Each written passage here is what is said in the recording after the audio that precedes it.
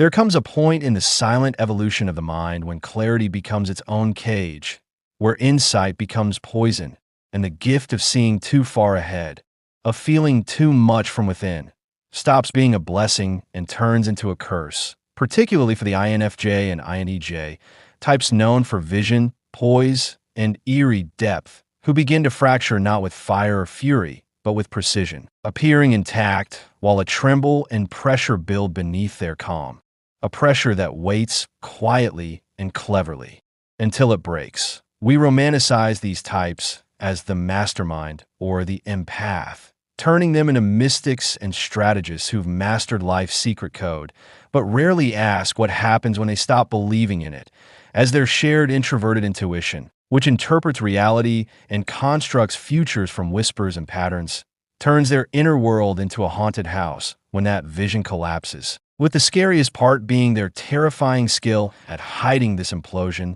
a war within, that begins in subtle betrayals like a missed goodbye or a moment that stuck, revealing the betrayal of their own expectations that people would understand, systems would work, or they could fix it until they couldn't. When the strong ones, the planners who held it together, find no one held them, the INFJ questions their empathy and freezes, their compassion calcifying as they become statues of former kindness, too tired to care, while the INTJ burns, dismantling everything they trusted with logic sharpened into a blade, both becoming brutally honest about the people and systems that use them, their pain recursive as they stop explaining or planning and turn their gifts inward, with INFJs becoming silent. Judges and INEJs cold saboteurs, still applauded by a world that sees their suffering as elegance. The INFJ's eyes change to calculation, not cruelty, as they step out emotionally, closing doors quietly and locking them, budgeting their empathy like currency, while the INEJ silence becomes weaponized, their mental overclocking analyzing every failure until they lose faith in themselves,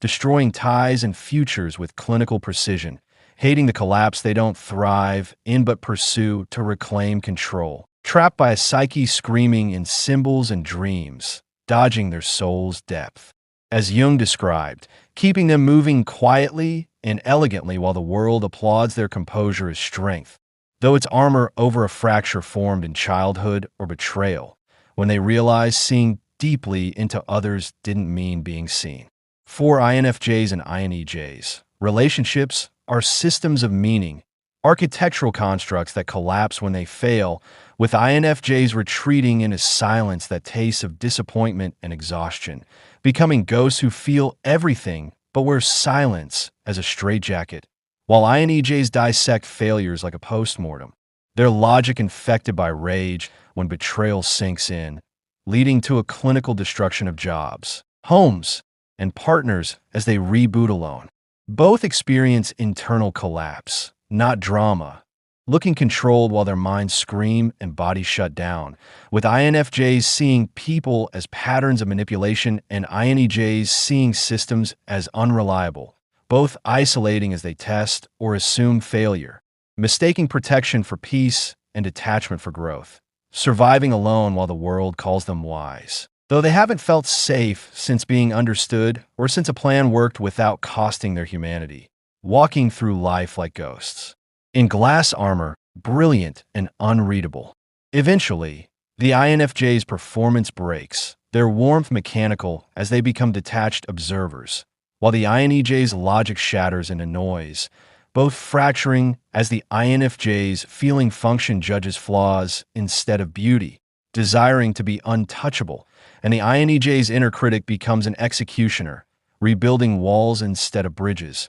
both fearing being drained or betrayed, withdrawing from themselves into their shadow, no longer evolving but surviving, their wisdom armor without openness, an exile. Yet, a tectonic shift occurs as the INFJ feels a hollowness, not pain but absence, and the INEJ's fire flickers, no longer warming but consuming, marking the turning point where armor becomes too heavy, and, as Jung said, enlightenment comes from making the darkness conscious, with INFJs allowing themselves to feel again, accepting anger and boundaries, thawing through small acts like answering a text or expressing honesty, integrating their softness and sharpness, while INEJs surrender control, trusting themselves and others, seeing vulnerability as the system, rediscovering connection's power. Both learn to live with their shadow, listening to its signals. INFJs saying no without guilt.